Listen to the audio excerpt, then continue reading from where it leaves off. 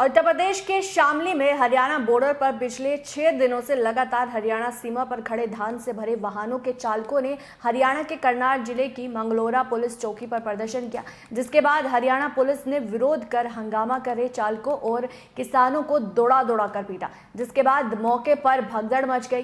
किसानों ने लाठीचार्ज करने वाले पुलिसकर्मियों के खिलाफ कार्रवाई की मांग की है। हरियाणा की धान की मंडियों में अधिक आवक के कारण यूपी के किसानों के धान से भरे वाहनों को यूपी हरियाणा सीमा पर रोका गया। 6 दिनों से काफी संख्या में वाहन बिडोली पुल पर खड़े हुए हैं, जिसके कारण वाहन चालकों को परेशानी हो रही है। इसी क्रम में मंगलवार को भी किसानों और अन्य वाहन चालकों के सब्र का बांध टूट गया और उन्होंने हरियाणा की मंगलोरा पुलिस चौकी पर जाकर मार्ग खोलने को लेकर प्रदर्शन किया, जिस पर पहले तो पुलिस ने चालकों और किसानों को समझाने का प्रयास किया, जिस पर पुलिस ने कार्रवाई करते हुए लाठी भांजकर भीड़ को खदेड़ दिया। पुलिस कार्रवाई के बाद मौके पर भगदड़ मच गई। किसानों और अन्य शहरों से आए वाहन चालकों ने उत्पीड़न का आरोप लगाते हुए हंगामा किया। वहीं हरियाणा पुलिस ने एहतियातन बॉर्डर पर अतिरिक्त पुलिस बल की तैनाती कर दी। किसानों का आरोप है कि बिना किसी वजह किसानों पर लाठियां भांजी जा रही है, जिससे सहन नहीं किया जाएगा। क्योंकि इससे पहले अगर हम बात करें, पीएम मोदी भी इस चीज़ को लेकर बोल चुके हैं कि किसान जहां चाहे अपनी जो फसल है वो बेच सकते हैं। अब इसको लेकर भारतीय किसान यूनियन के राष्ट्रीय प्रवक्ता राकेश टिकैत ने भी नाराजगी जताई है। उन्होंने भी इस जो घटना हुई है इसकी निंदा की है। अपने ट्विटर हैंडल के जरिए भी उन्होंने इस चीज़ के इस मुद्दे को उठाया है, इसकी निंदा की है। साथ ही साथ उन्होंने एक बयान भी दिया है, जिसमें उन्होंने हरियाणा पुलिस ने जो लाठी चार्ज की है उसको लेकर एक बयान दिया है, वो सुनाते हैं आपको। जय हिंद संविधान। आज हम बात करेंगे, प्रधानमंत्री ने बार बार कहा कि किसान अपनी फसल को कहीं पे भी बेच सकता है।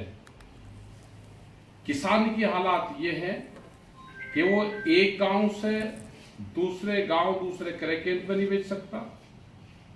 उत्तर प्रदेश के किसान हरियाणा में धान बेचने जा रहे थे, उनके ऊपर लाठी चार्ज हुआ 24 तारीख में, 24 अक्टूबर में। क्या यही सरकारों की घोषणाएं, योजनाएं हैं? क्या देश के किसानों के साथ में धोखा है? क्या करनी और कथनी में अंतर है? क्या धान की पूरी कीमत किसान को मिल रही है? अभी धान की फसल चल रही, क्या एमएसपी के बराबर धान की कीमत सब जगह मिल रही?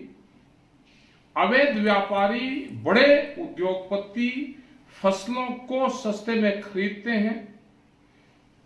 बिहार जैसे स्टेट से, पूर्वांचल से सस्ते में 800 से 1200 रुपए में खरीद होगी और वो एमएसपी के नाम पे बिकेगा।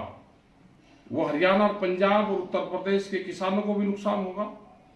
कुछ किसान अगर हरियाणा में अपनी फसल लेकर जाते हैं, उनके ऊपर लाठीचार्ज होता है। ये अत्याचार चला हुआ है।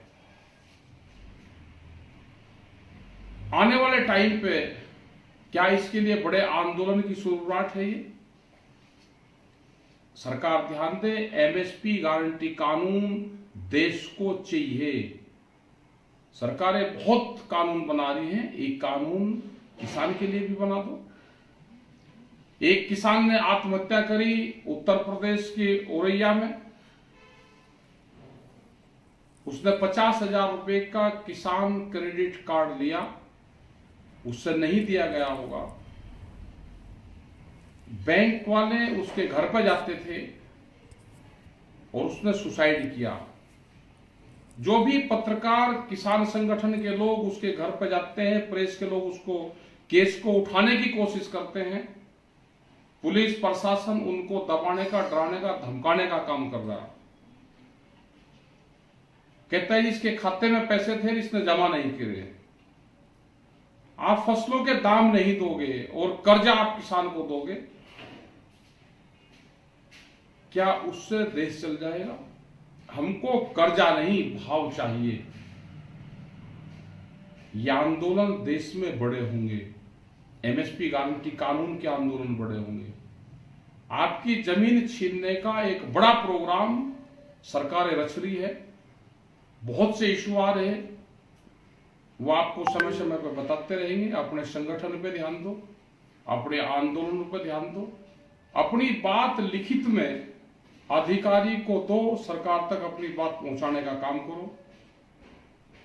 वो चाहे बिजली का इशू हो, पुराने ट्रैक्टर का इशू हो, रोजगार का इशू हो, इन सब मुद्दों पे देश में एक बड़ा आंदोलन फिर शुरुआत है।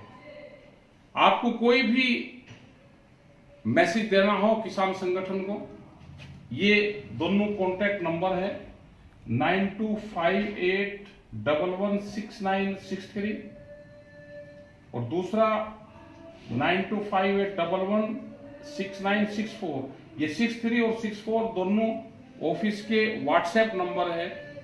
आप इस नंबर पे कोई भी मैसेज आप छोड़ सकते हैं। संबंधित अधिकारियों को आपकी जो भी शिकायत होगी